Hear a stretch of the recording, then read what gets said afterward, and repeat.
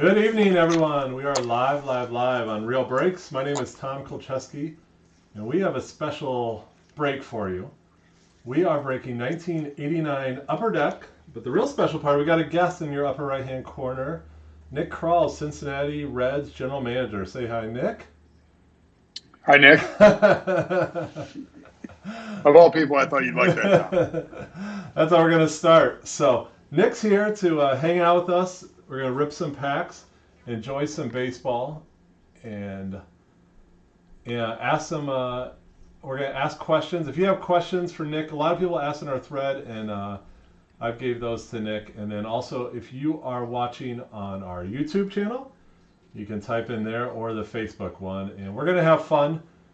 And I'm excited. I'm really excited to do this. So. The way we're doing the break is we sold 36 spots. We have 3 boxes of 1989 Upper Deck. And so we are going to get organized with that. And so while I start opening the first box here, Nick, people want to know, what are you up to today? What's your Easter Sunday like? Well, this morning got up, watched a little church on television, which is a little crazy, but it's where we are. And then, just went for a few walks around my neighborhood and, just all over the place just to get out and get some exercise. It's been raining here, but my wife made Easter dinner and kids are ready for bed, or just about ready for bed. So it's been a little different without having a baseball game on Easter Sunday. Sure. Yeah, when's the last time you spent Easter Sunday at home? It's probably been a while. It's been 20 years, maybe. It's been a long time. I haven't had Easter at home in a long time. Nice. So, I guess if you have through all this madness, it could be one good thing. So, we had a million questions, and I sent some to you. The first one, Someone just asked, and it's an interesting question. Well, we do. Sean Beiswinger has the first 3 cards. Is the Schott family involved in the team at all in any capacity? No, not at this point. No, I think the Schott family got out around 2006 when the team was sold. Okay. So what is let's kind of start general. Little Kirk Gibson, 89. What is your general day-to-day responsibilities? What is the GM? Everyone says GM. Well, what is the GM responsible for? I think you're responsible for the baseball operations department, but I wouldn't say that we have a normal day-to-day. I like to break it down into segments throughout the year. We've got you've got your off season, your in season, and then just different parts of your in season. So I would say if you look at the off season, you're start of the off season, you're trying to figure out what your team was, go through roster cleanup. And then you're going into trying to rebuild your club and build your club for the next season. You work through you've got your GM meetings, you've got free agency, you've got your winter meetings, and then you talk to a lot of teams in and around there. So I think that while we're during the offseason, it's all about building your team and building your processes for the next season. And once you get to spring training, it's trying to evaluate your team, what you have, where guys are, and then you get to your season. You make your cuts and trim down to 26 guys to start the season, and then you start getting into the draft once your season breaks. And I think you break the season up to from a major league standpoint into three different categories. First 2 months, middle 2 months, and then the last 2 months. First 2 months, you're trying to evaluate your major league team, get ready for your draft. Once you get the draft done with, you're trying to your amateur draft. Once you get that done, you've got your the middle 2 months. You're trying to figure out how to make your team better, or if you're not in it, you're trying to figure out how to maximize your assets that you're going to sell off, and then. As you go through the season, the last couple months is just evaluating your team for either the postseason or next year, or trying to work through what you're going to do into the offseason. So I think that's how I break it down. There's no day-to-day. I'd say that there's just there's a lot of in between and a lot of different days. Nice. Okay. We're going on to the next one. Anthony has the next staff. So, a couple questions. I could have set the stage. Someone's like, they asked me, oh, little Mike Harkey. I was a big Mike Harkey fan, by the way. I can see that. Yeah. He's no Mark Grace. Nick was teasing me about my love for Mark Grace. You know, another player, and I know Nick cannot comment on current players. I'm a huge Bryant and Rizzo fan, and but Nick was, little David West. I used to always thought that was David Cohn. Would have been a little better. But Nick was giving me a hard time earlier about the day he was with me, and I got to meet Mark Grace, and I had a little fangirl moment. It wasn't little; it was pretty big. So, one person had a good question for you. Who's your favorite player growing up? You know, I had a couple different guys. Eddie Murray was. I was an Orioles fan growing up. Eddie Murray was. Well, there you go, Gary Sheffield rookie. There you go. I was an Eddie Murray fan growing up, and then the Orioles traded him. I think it was after the '88 season.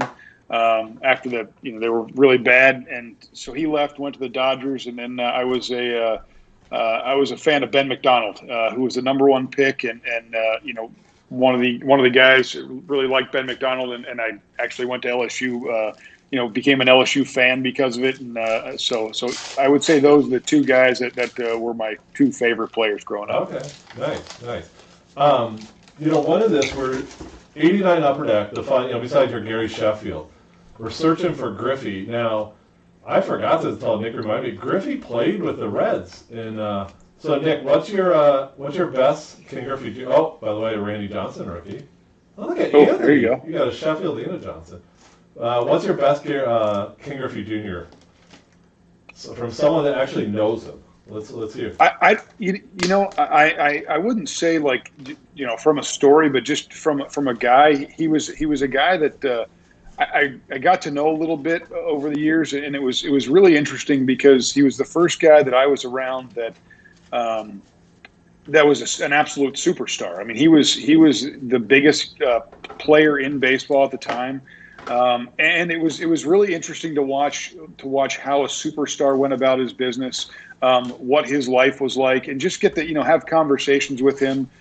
Because my first job with the Reds was working in the video room, so you got to work with the players on a daily basis, and a lot of really good guys, and I learned a lot from those guys, and I was roughly my mid-20s, and it's something where you just learned a lot in terms of what these guys, just what these guys do on a daily basis. And it was a lot of fun to get a peek into that world, especially of a mega superstar like Junior. Nice. Right. Now, someone I should have set the stage earlier that I meant to is I got to know Nick, and started, would have been in 01. Fall of 01, Yeah. I graduated, Mike Schmidt. I always like that when he's being interviewed. I always thought that was funny. Fall of 01, I moved to Arizona. I just got done working for a minor league team. Really had no idea what I wanted to do in life, so I started working on the grounds crew, the spring training of the A's. And Nick was also down there. And then Nick and I lived together for a short while, that spring training. And then Nick went on to Oakland for an internship, correct? And Bat Boy also. What's your... Go ahead. I was saying, what's your favorite memory of the Moneyball team? That was the Moneyball year. Yeah, it was a lot of fun. So I was the intern in baseball ops. I got to help out with in the video room with different things, just charting games. I got to work just do every odd job imaginable in baseball operations, and from Billy Bean, Paul DePodesta, Danny McCormick, David Force, they all just gave me the opportunity to just do whatever. They just, if it was a task that I'd be willing to take on, they said, here, go ahead and try it. And it was great. The learning experience there was tremendous in what they allowed me to do and just how they treated me, taking me to lunch, just letting me sit in meetings and learn. It was great. But one of the things that from that team that was definitely memorable was the everybody's watched the movie and when Scott Hatteberg hits that home run, I was the bat boy, so it was my job to actually get the home run ball. So I had to negotiate with the fan to get the ball. And so like if you're watching the actual footage, Hattie's rounding the bases, and you see me just streaking out to the outfield to make sure the fan doesn't leave without the ball, because our clubhouse manager said, "Hey, look, that's going to the Hall of Fame. You need to get it." I said, "Okay, I'm going to go get it." So what was the negotiation? What did you give him? I think we got a signed bat and a signed ball and a picture. He came down for a picture at the end of the day with Hatterberg, and it was it. It was pretty easy. Some of those are tough, but that one seemed pretty easy for me. Maybe a worse negotiator with Hatterberg is myself. Do you remember that? And Scott Hatterberg, Nick knows him obviously better than I do, but that year in spring training, really nice guy, and worked on the grounds crew, and we had Muhammad Ali came to a game, and we were tipped off about it, so we ran into a sporting goods store, Boston Boxing Gloves. I got 2 signed, and then after the game, Hatterberg wanted one. Do you remember that? And then, so my negotiations was, I gave up an autographed Muhammad Ali glove for an autographed Scott Hatterberg bat. It's a bad trade-off. That's one of my favorite things. So, all right, here's a Reds question. Hunter Green, where's he going to be at this year? What's the outlook for Hunter? Right. By the way, Hunter Green has a lot of expensive baseball cards out there. So. Oh yeah, I figured that, but I did not know. And he signs with like a money symbol, by the way. He has like a money symbol in his signature. I'll have to check that out. Yeah. So what do you got going for him this year? So Hunter's recovering from Tommy John. He should be slated for, hopefully we have a season and a minor league season, and he's ready to go. I think he'll be ready to go. Pretty shortly after he would come back, and he's a guy that's he ended his year in Dayton a few years ago, and where he starts is just going to be dependent on where he is and what his feel is, and he's got a big arm with a chance to have 3+ pitches, and hopefully he's going to be a guy that's going to contribute to our big league club in the near future. Another one, a big question. A lot of people that your crowd. It seems like you guys have a crowded outfield. Now, I always say if you have a crowded with good players, that's good. But what's the crowded outfield? What do you guys looking for? I wouldn't say there's a you can never have too many good players. I think that you've got guys. Nick Senzel had a really good season until he got hurt last year. Shogo Akiyama is a guy coming over from Japan, who over the last 5 years he had a roughly 400 on base, with a 500 slug. That's if he does that in the big leagues, it plays. Nick Castellanos is a guy who has a chance to be a solid contributor. Moved out to the outfield, and I think people looked at his defensive metrics and said, "Hey, this guy wasn't great." Well, yeah, he 2 years ago when they moved him from third base to the outfield, he struggled. It's first time learning how to play the position, but he's an above average runner. I think I want to say he's about the 75th percentile in his sprint speed. So he's a guy that really it's taken a step forward last year. At the beginning of the year from the year before that, and then in the middle of the year, he took a step forward again, just playing the outfield better, and we think he's got a chance to be a tremendous player for us hitting in the middle of the order. Then Aristides Aquino is a guy that played really well in the month of August last year. In September, he took a little bit of a step back, but he's trying to make the club, and with 26 guys, you're going to be able to mix and match a little more and see play a little bit more with guys on your bench. And then, we've got guys like Phillip Ervin. Phillip Ervin's a guy that is really come into his own. He played really well last year. Really hit left-handed pitching. Good, solid player, has a chance to play and get meaningful at-bats, and who knows. And then he brought a guy in from the A's, Mark Payton, who's a Rule 5 pick. And Mark Payton's a guy who takes a really good at bat. So guys, we're fighting for spots in camp, and we'll see what happens. Good. Oh, I forgot Jesse Winker, who was also another guy who's been a really good hitter in the big leagues, who's got a chance to continue to develop and move forward. So I like where we are with the outfield. I think it's just some of it's going to be there's going to be some obviously 3 spots to play every day, but you have DH games. You've got guys given days off, given rest, and I think at the end of the day you're going to have a lot of guys that get meaningful at bats all season long. Good. Now, I'm gonna guess something, but you can tell me if I'm wrong. All the rumors and the stories about what's going to happen this year. Is there any insight, or are you guys still in the dark like we are? No, I think Major League Baseball, Players Association. I think they're all just trying to figure out what the best solution is. I think we're in this. I think when we were in spring training, I think everybody looked at this and said, "Hey, what is this?" Because none of us knew, right? None of us really knew. And I'm just talking about society in general.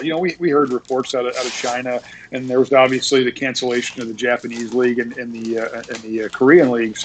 But we didn't know. And then it seemed like every day you got new information, and hopefully the stay-at-home stuff and the social distancing is really helping the lessen the curve, and we're going to get back to baseball soon. But I think it's just a wait and see. It's hopefully first and foremost everybody's safe and no one else gets sick, and we go from there. All right. So Trevor Bauer, opening day starter. Where's he? What's the outlook on Bauer? I would not say anybody is. There's a Buddy Bell card. This is my favorite card in the set, by the way. I met Sandy Alomar Jr. when he Las Vegas Stars. I was on a family vacation in Portland, and he signed my program in pencil. So I decided to collect them. I bet I have over 50 of these cards. There That's you go. No, I would say though that Trevor is a guy who is he's going to be part of a rotation, and you're looking forward to hopefully get back to playing soon, because I think that's one of the things we got a solid rotation, and he'll be a big part of it this year. Good. What is your rotation set? What are you looking at? No, I would say I would say we've got Trevor Bauer, Luis Castillo, Sonny Gray, all who played well. Wade Miley we signed in the offseason, who was really good for us.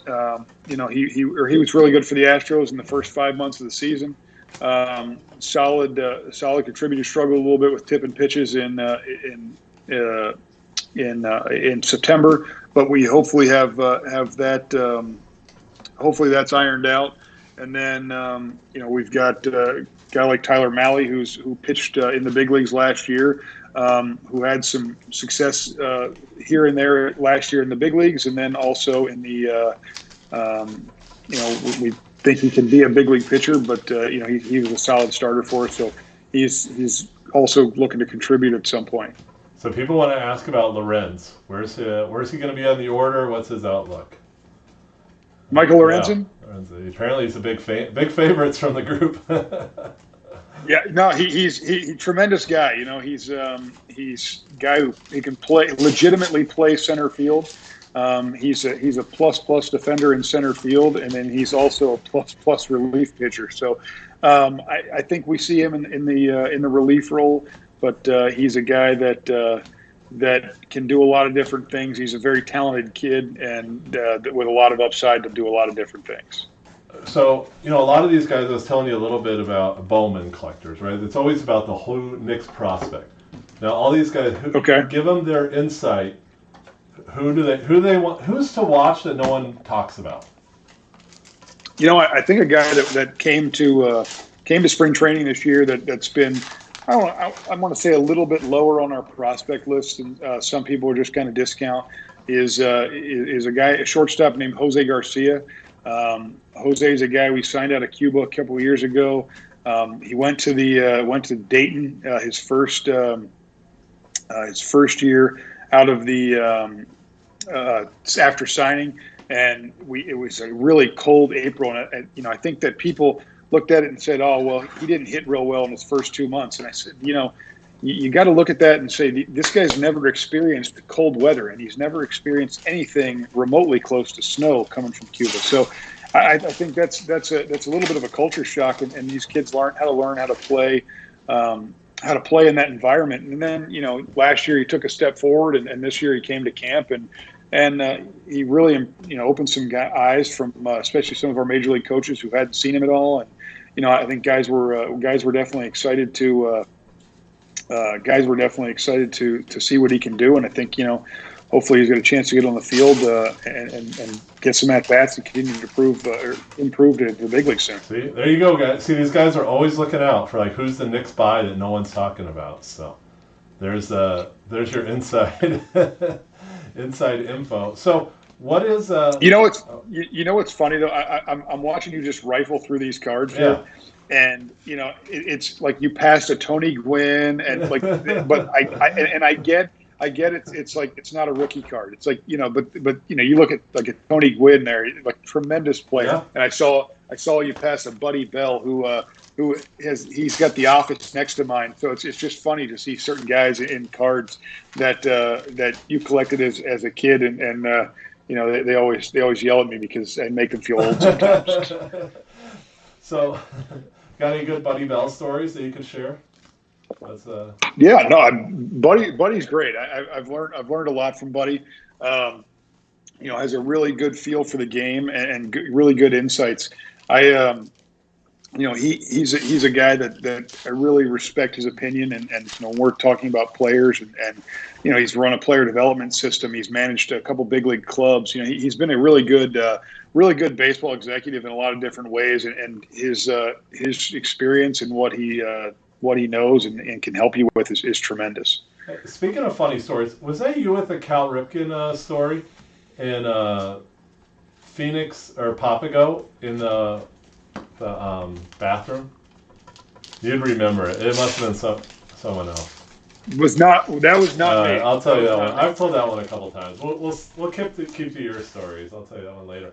So someone asked a good question. What would be the best advice you could give a kid that's playing, that loves baseball, maybe 12, 13, 14? What would you tell that kid? In terms of, do you want to play? Do you want to work in a front office? What do you want to do? Let's do both. Let's say you want to be a Major League Baseball player. What should you do? What should you be doing right now if you're 12 years old? You want to play in the big leagues? Well, I mean, obviously, it's continue to play, right? That's the first and foremost thing. I think that when you look at kids, it's you're trying to do this and do that. And I need to do this. Look, just keep playing. The more games you get, the more practice you get. You can read about things online. You can see how other guys do it. Figure out what works for you. I know some guys will go to batting cages and guys will go to batting cages and just get more reps. I know I've got a 12-year-old, or I've got an 11-year-old nephew who loves just to go hit, and so he'll go. He works out at a batting cage locally back in Pennsylvania, and that he loves to do it. My daughter, she just getting into softball. She plays soccer as well. I mean, the kid's going to go outside all the time and just play and just try to play as much as she can. Hey, can you pitch to me in the backyard? I mean, this last month has been a lot of fun because I've gotten to just go out back in the afternoon and just, you get to throw to her for an hour or so, and she gets to hit, and she enjoys it. But it's a lot of fun that you don't always have the opportunity to do it when you're on the road. Sure. So, I think that's the first and foremost. I mean, you're going to improve your skills as you go through as a 12, 13-year-old. It's a lot about having fun, and I tell everybody this. Keep your grades up. Because if you don't have good grades, they're not going to let you play when you get to high school, and you want to keep that up. That's probably the most important thing because that's what's going to help you the most moving forward in life. So, with getting into baseball, look, you keep playing. I had a crazy road, but I think everybody has. I've done a lot of different things. You you knocked your placard I know, over. no, it's Christy's name.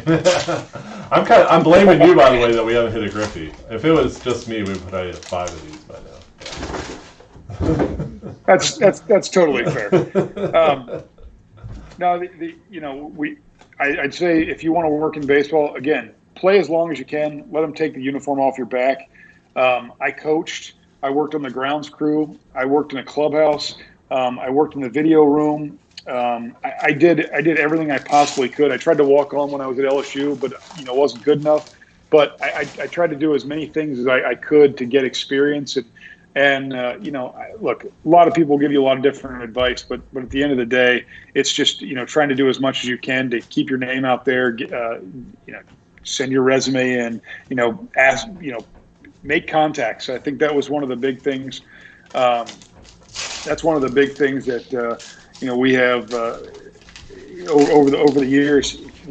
A guy gave me 5 minutes, and I feel that I owe people 5 minutes. So, if you have questions, don't be afraid to ask them. What's the worst I'm going to say? No. Sure. I mean, somebody's going to say no. I don't really have any interest in answering your questions. You move on to the next guy, and somebody will help you answer your questions. You build relationships, and you go from there. And I think building the relationships is a big deal in this game, because there's guys that are doing really well that you either hired as an intern or didn't hire as an intern, but you helped out. Or I had a really nice comment from a guy who's an assistant GM with a team. And, I said, hey, he said, "Hey, do you remember me?" And I said, I know your name, but he said, well, whenever I was trying to get in, you took the time and gave me like 15 minutes on the phone and really helped me get into the game. And that means a lot to me, because I think that's, that's some of the stuff we do to help people and to progress their careers. And it's awesome to see. Sure. Can you have any negotiations right now with other teams, or is it all shut down? No, we're in a transaction freeze right now. Okay. Because it's been fun watching all the football free agents. Wouldn't it be fun to give a little excitement to us baseball fans, make some big trades? Let's go. By the way, big Doug DeCinzo fan growing up, so it's nice. He could run. He could run. I think that when you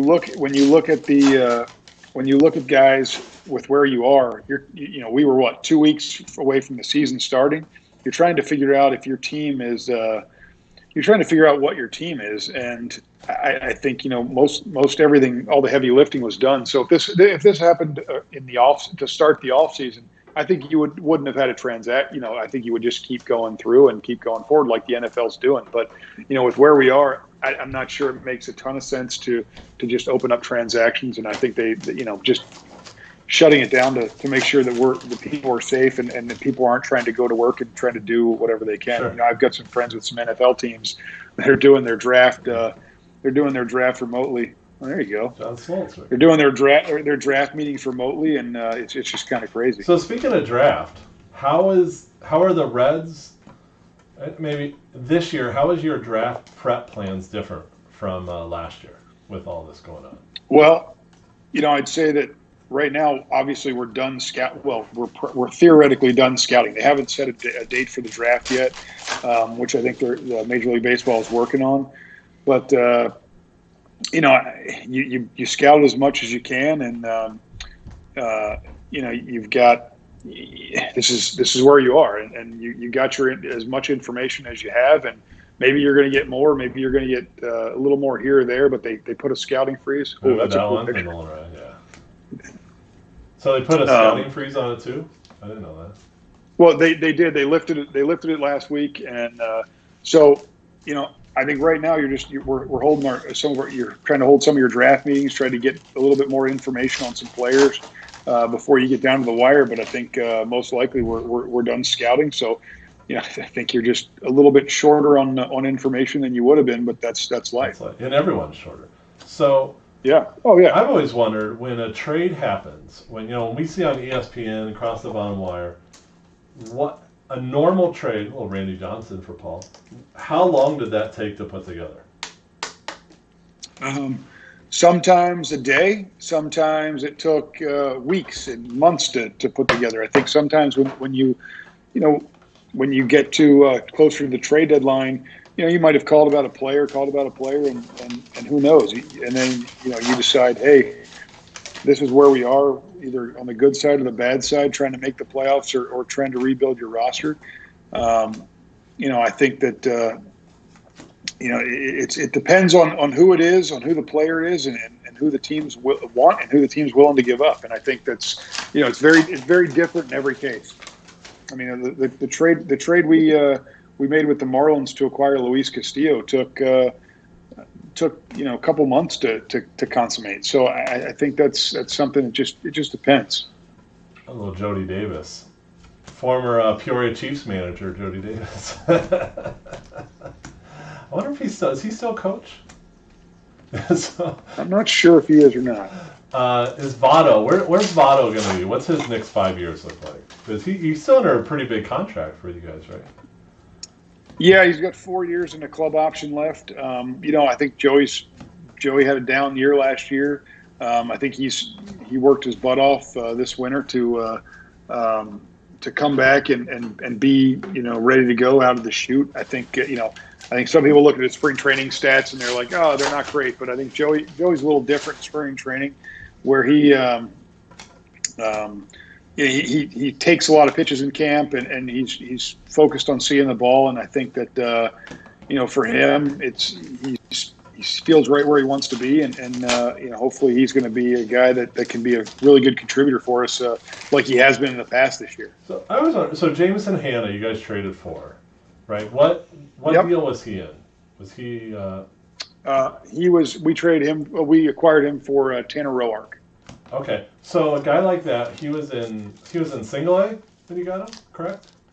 Or he was in high he was in A. high A.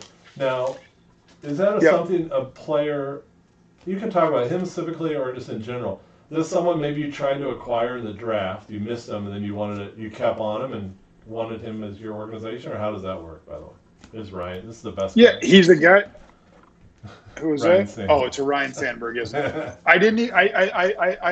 You clicked through it, and I could have told you who that was without even looking at it. Before I'm going to interrupt your story. Do you know Ryan Sandberg's first game management was with the Peoria Chiefs at Appleton, Wisconsin? I got to meet. That was fan. That was one of my highlights. Besides working with you, of course.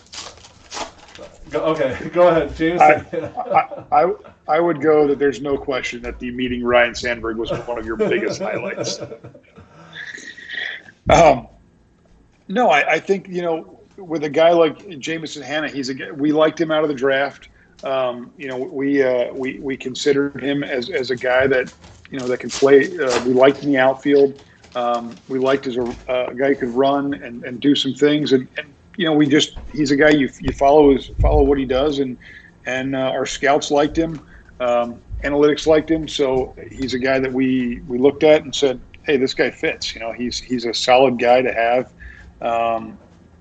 He's a solid guy to have to look at it, to focus on the deal. And Tanner's a guy that was going to be a free agent at the end of the year, and we just we were moving him to let some of the younger guys pitch, and at the end of the day, it made sense for us to make the deal. Sure. So, speaking of, how do you balance analytics and old time scouting? That was one of the questions. I think it's a good question.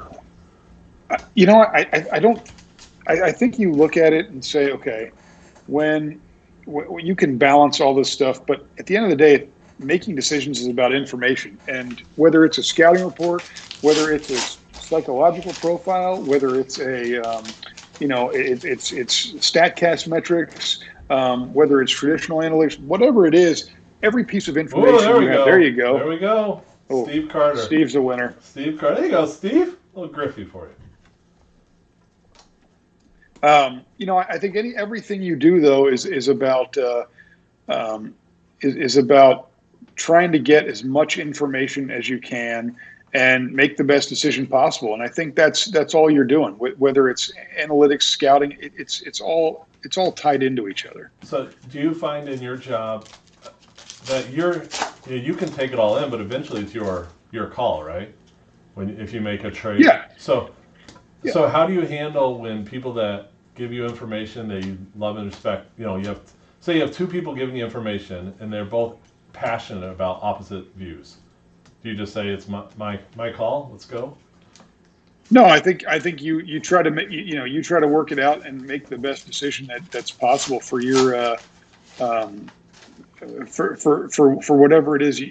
Let's say we had a guy last year that we moved in Scooter Jeanette, and people really liked him as a guy, and he's a guy that we really liked as a player. But at the end of the day, we needed to give some at bats to some other guys and try some different things out, and we just didn't feel that there was a great spot for him to play. And at the end of the day, we had to make the decision we did, and we moved him to the Giants. But some guys aren't going to want to make a move here, and some guys are going to want to make a move there. And you just have to figure out what the best decision is for the organization, and collectively come out and figure that out. I have speaking of Scooter, there's some people I know in Wisconsin that were they're still in love with Scooter, former Brewer. So awesome guy, really awesome guy. So speaking of awesome guys, let's talk about Chad Huss. No, I'm kidding. Why did I not know you were going there right there? So when Nick and I worked together, the head groundskeeper is a guy named Chad. Really, really good guy. Really good guy. So we're sorry, I'm just filling out some more. I was really prepared on the first couple names, and then I got behind. So Gary Black's up next. So what? See, this is why you have kids, though, that your kids can help. Yeah, kids help. Yeah. One of the things that last week, we've got a swing set in the backyard, and my wife really, she's like, man, this needs to be painted, and she got the kids out there, and they had a blast with it. They painted the whole swing set. I was like, wow, it looks tremendous. They did a great job. Okay, Nick Lodolo, where's his projection? He was 7th overall pick in the draft this year. Yeah, Nick's a guy that he went to Dayton to end his year last year.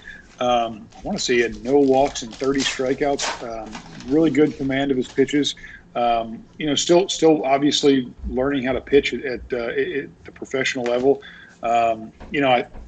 He came to Major League Camp.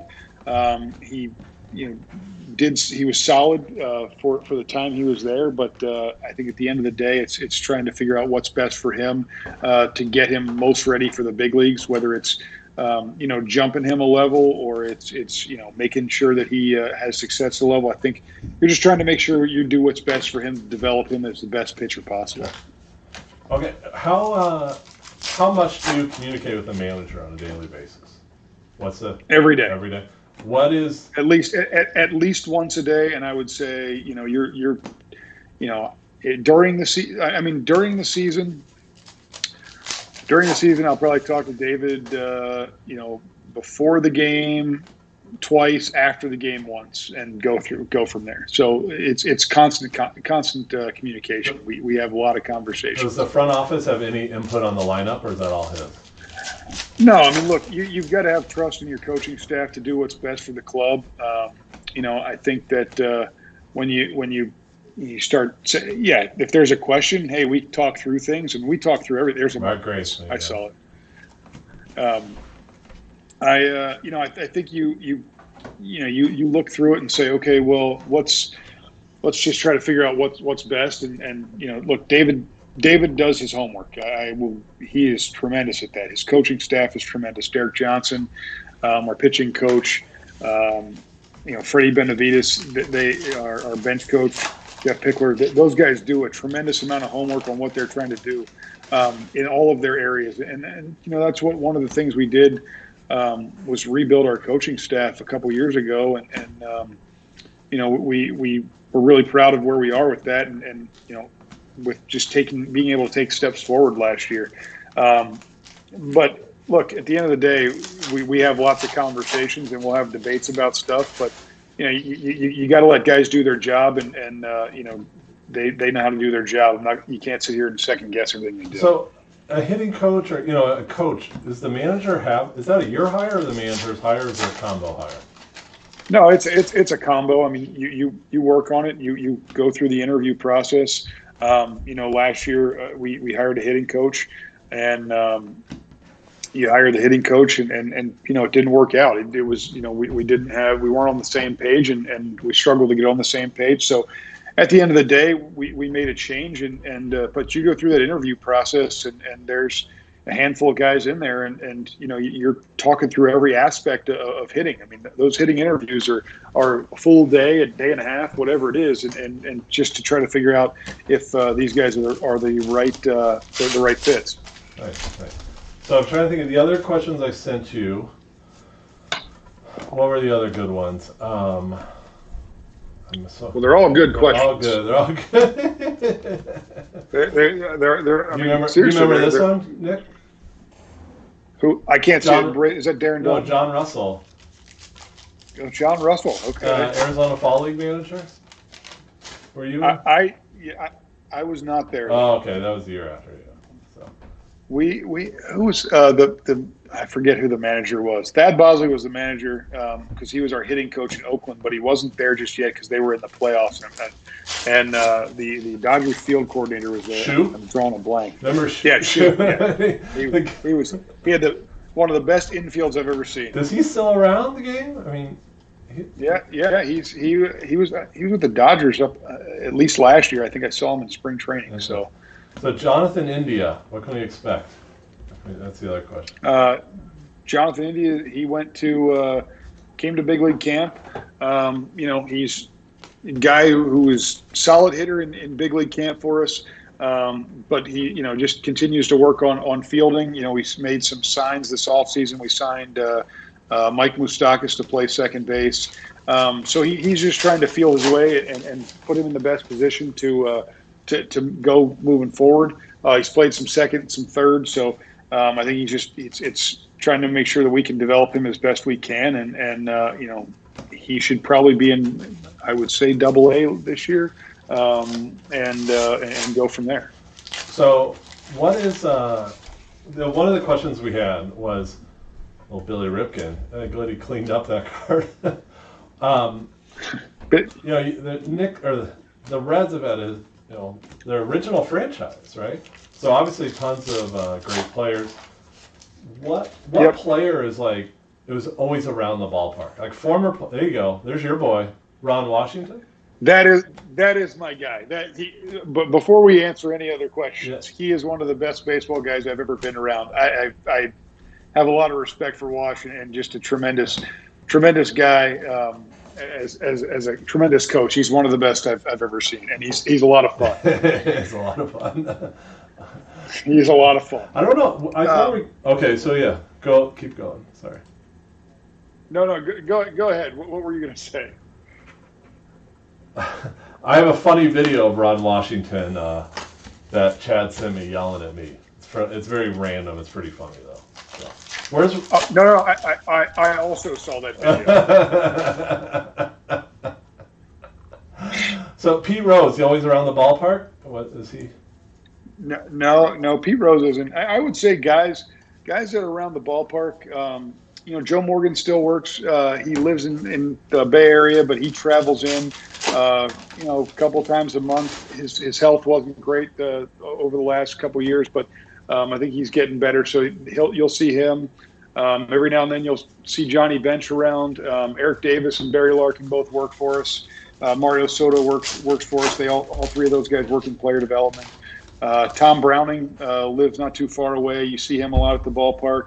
There's a lot of former Reds that come in, and it's great to see these guys, and guys have a presence. I mean, even guys like Aaron Harang comes to spring as a guest coach. Tom Hume comes to spring as a guest coach, and you'll see these guys throughout the year, and it's a lot of fun. Nice. You want to tell your George Bush story? I think that's a great story while I get set up here. The one that you told me the other day? The first one? Yeah. Oh, the first one. Okay.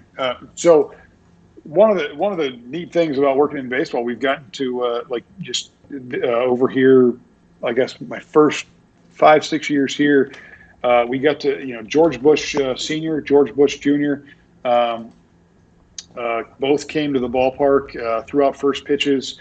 Dick Cheney also, which was really, look, whatever your politics, to be able to meet a sitting president is one of the neatest things to be able to do, which was awesome. So we opened the stadium in 2003, and it was our first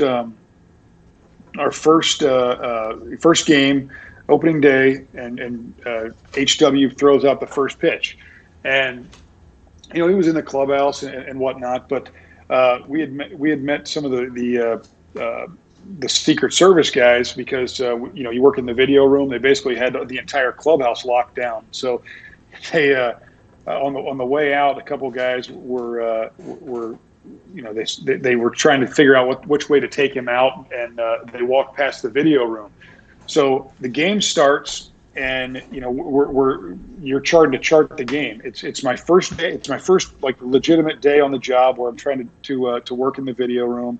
It's my it's like I got 2 interns in there, and then we just put a new video system in, a brand new $1 million video system, which was state of the art at the time. And we're trying to make sure everything's working right, and we're doing everything right, and everything's going on. And the game starts, and it's the top of the first inning, and the president walks into the video room, and I knew the voice, obviously, and I'm trying to chart the game, and I kind of turn around, and I'm very, you get intimidated right there. He starts asking questions, and he stands there for a couple minutes and just starts peppering you with questions. You're trying to do the best you can at your job, but you really don't want to disrespect him because you really want to answer the president's questions. And it was a surreal moment. One of the interns during that day was a guy that's a vice president of baseball ops for another team, and we talk about it every now and then, but it was just a really neat thing, and the Secret Service guys were great about it. They were really good guys, and they were. It was really cool to be able to have that conversation. Right. So you were promoted just under 2 years ago to your current position.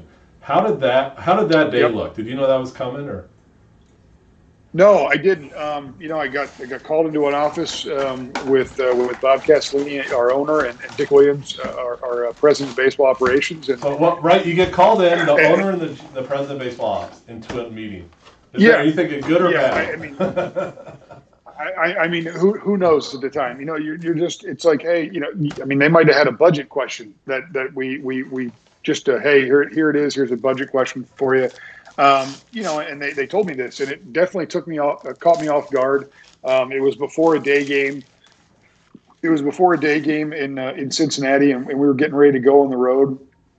And one of that day was a really neat day. We won the game. The other team had a lineup snafu, and I got both copies of the lineup card that day, and it got announced, and I got both copies of the lineup card. I got to send one to my dad, which was really cool. And then when it got announced, it was announced Friday morning. The next day in the morning after we had gone, and there were so many people that reached out. I think I had close to 1,000 text messages or phone calls or emails from people. And luckily we were playing a game against the Dodgers on the West Coast. And, I was sitting here because I didn't make that trip. And I was, I stayed up, and I tried to answer every single one. And it was just really cool to see the people, whether it's my former baseball coach from high school or, friends growing up. I had a friend I hadn't talked to in a long time reach out via Facebook to my wife, and because I'm not on Facebook, and it was really nice to hear from people, and just like, hey, congratulations. It was nothing, it was just really neat to hear, and just tried to respond to those people because I was, it was really nice that people took the time out of their schedule to, say something to me. So that was cool. That it gives me chills. I remember, and I was looking back through old text. I texted you that day. And you texted me at like 2 a.m, like crazy, and I didn't expect to text back, and I figured, well, look at this guy, and then my friend, we have a mutual friend named Vance. I hope he's watching. I sent him the link. He called me. Oh God. And then my cousin that you got tickets for years and years ago, he called me, and it was pretty cool. It's like, oh, that's awesome. But I thought that showed a lot. So, someone asked if you ever had your own baseball card. That's a good question. You know, so we have a caravan every year, and you know, like they'll have we've got about 13, 14 stops in 3 days, and it's really fun. I mean, you're on a bus with 7 guys. You know, whether it's broadcasters or your PR guy or a former player, current player, some prospects. You know, it's a lot of fun. I really enjoy it. And you stop anywhere from a you know, a local tavern to a restaurant to a mall, and you know, we stopped at a couple malls this year. A school, we have school takeovers, and you know, like guys get to ask players the questions and stuff. And it's a lot of fun. So you know, you get Q&A, and then you have, you know, you'll sign autographs, and usually I'm the last guy on the table. Nobody really, like, I don't need to sign autographs, but every now and then somebody will make you something, and somebody made me a card. And they wanted me to sign a card, and then they gave me a copy of it, which I still have. It's really cool. That was, you know, I've never had a baseball card except for that one. That's awesome. That's awesome. So yeah. Someone asked any crazy Marge shot stories. You can probably just Google them and read them. The same that he I know. Yeah. I mean, some of the people that used to work in the office before me would tell some stories, but she wasn't really there when I was there. There you go. Unfortunately, I would like to hear some of those stories. So I asked Nick the other day. I said, "What if Marge Schott had Twitter back then? It'd be amazing." Who knows? No comment. Who knows? So how many times during the season do you talk to other GMs or other teams? We talked to everybody at least a couple times. I mean, even in the last week or so, you know, just to catch up with guys and see where guys are. I think that I would say you have your busy times. You know, you've got you see a lot of guys. I mean, spring training's nice. I'll take most of the trips in spring training. Just, you know, whether it's across town and stuff, and you pop in, you say hi to guys. You know, it's good to just build the relationship. I mean, it's just, you know, like getting into baseball. You know, the more relationships that you build, the better conversations you're going to be able to have. But I would say you talk to everybody several times a year at the least amount. Sure. Someone asked, I don't know if it's been set. We talked about your outfield a little bit. Opening day outfield. Is it down to 5-6 guys? I mean. No, I think we've got 6 guys that are fighting for spots. I mean, they'll depend on injuries, but you know, I think it's going to be, obviously it'll depend on what the matchup is, what you're doing at that point in time.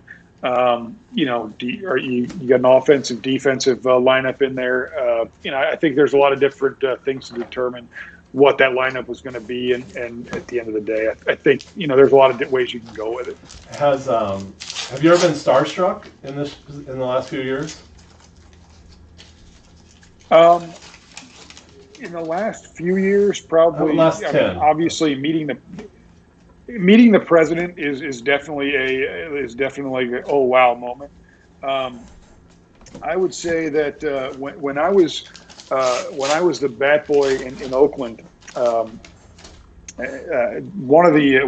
know, I said before, one of my favorite players growing up was Eddie Murray, and we, you know, he was the hitting coach for the Indians, and so he and Wash were good buddies, and I asked Wash, I said, hey, can you do me a favor? He's like, what?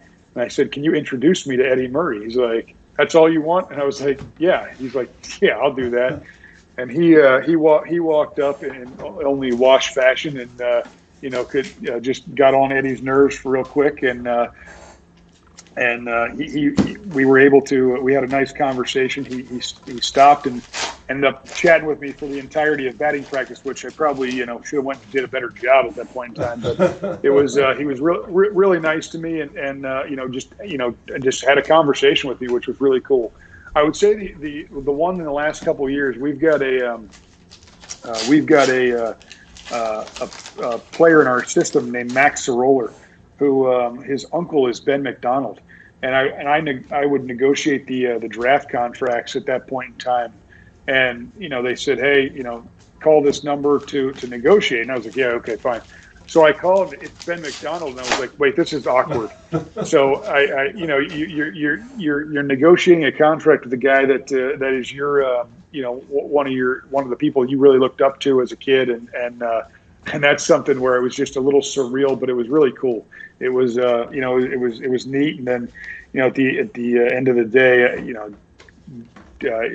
being able to have a short conversation with him. When I hadn't been able to have a conversation since I was like a 12-year-old, so that was really cool. Nice. So, other ones, we're getting down to we've only hit one Griffey, and someone asked if we are doing it in order of people that picked.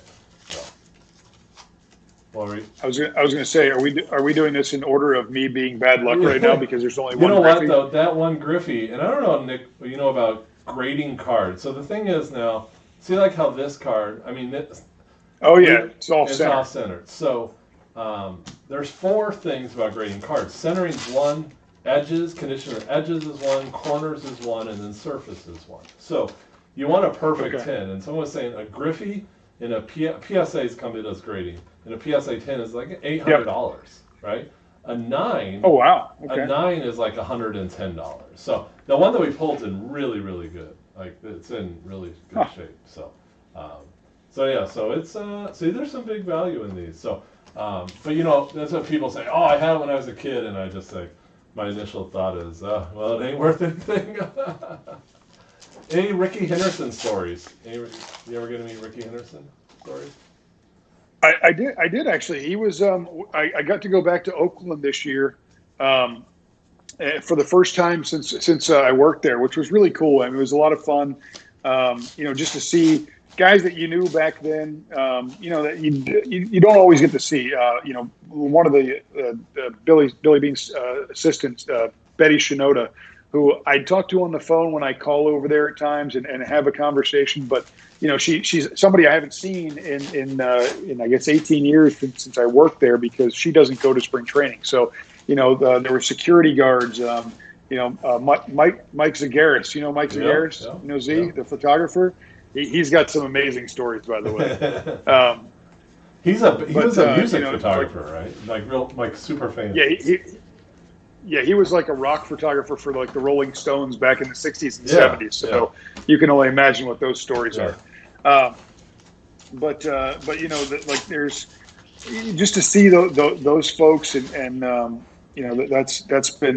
was really cool this year. Just to be able to go back there and see a lot of those folks and just be around that group. Sure. My daughter, so I told my kids who are coming in here, they wanted to know, the question in our house is Mrs. Red and Mr. Red, are they brother, sister, or are they married? What's the relationship? Rosie Red and Mr. Red? Yeah. I have no idea. maybe I'll get my 11-year-old. She might know. Yeah, ask them that. It's very unclear because they have the same last name. So by the way, on this you're looking for, so Dale Murphy has an air card that's a negative, so it's backwards. It's actually worth a ton. Okay. They're really, really hard to hit, and it's one of the most sought after. So I was kind of hoping we'd hit one, which would be crazy. So. And someone asked any Jose Rios stories. That may have been a little before you, but I don't know if he's back at all. No, that was before me. Yeah. What is the who would you say the nicest person in baseball? Like, genuine, it could be player, coach, officer. Who does, like, all the people that are in the baseball circles just love? Like, who are they?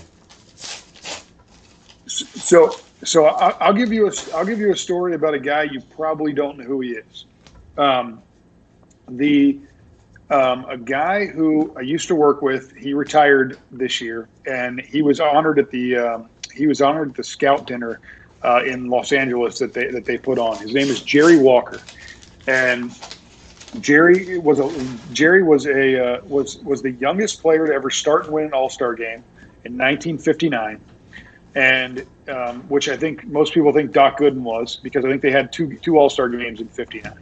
He pitched, I think, 9 years in the big leagues. He was a pitching coach for a couple teams, including at the Yankees back in the '70s at one point. He was a GM of the Tigers back in the early '90s, and he was a scout, special assistant. Did everything for the Cardinals for a long time.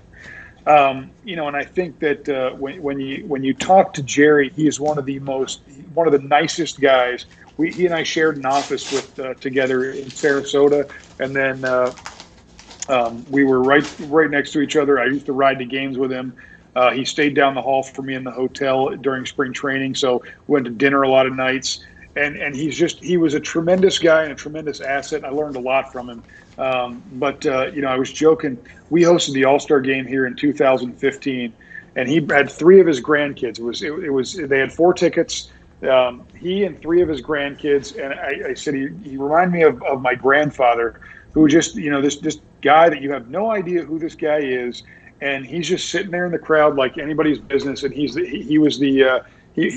pitched in the All-Star game and won it a long time ago, and no one probably knew it because he didn't have any fanfare. He was just a guy who was really he was just a really nice guy and genuine guy, and he taught me a lot about scouting, about player evaluation, about people, and he was just one of the best guys I've worked with. So nice. I would probably choose him. Nice. Last question. We got 1 pack left.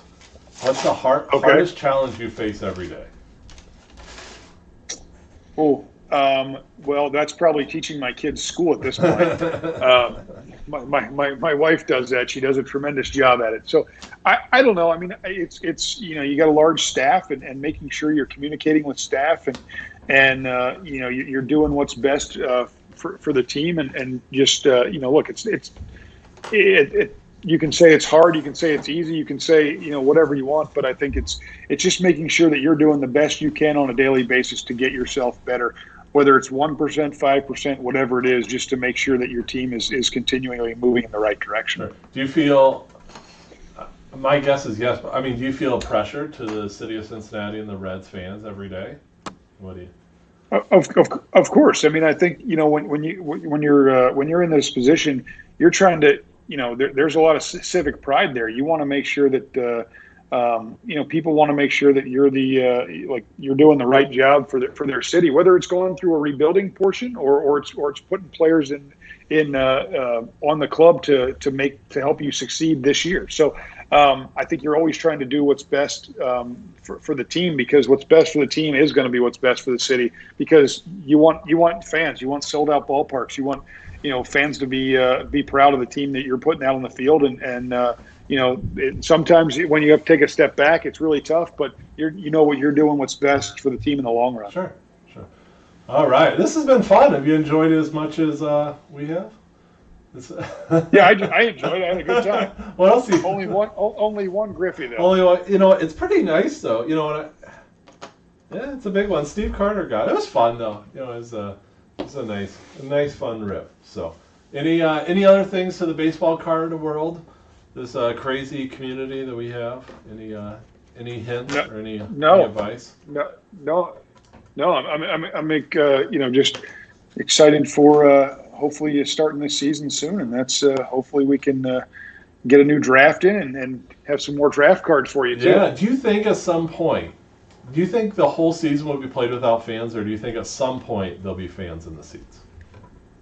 You got me. I have absolutely no idea on that one. All right, there you go, guys. All right, well that was fun. Did you? Thank you to Nick. I told him earlier I was honored he did, and he laughed at me, but we really are. So it's pretty cool. It's pretty cool to be able to do this. So. No, anytime. I'm glad you had me. It was a lot of fun. I was gonna go buy a red shirt just for this, but I don't think it'd look good in my Cubs wardrobe. I don't know.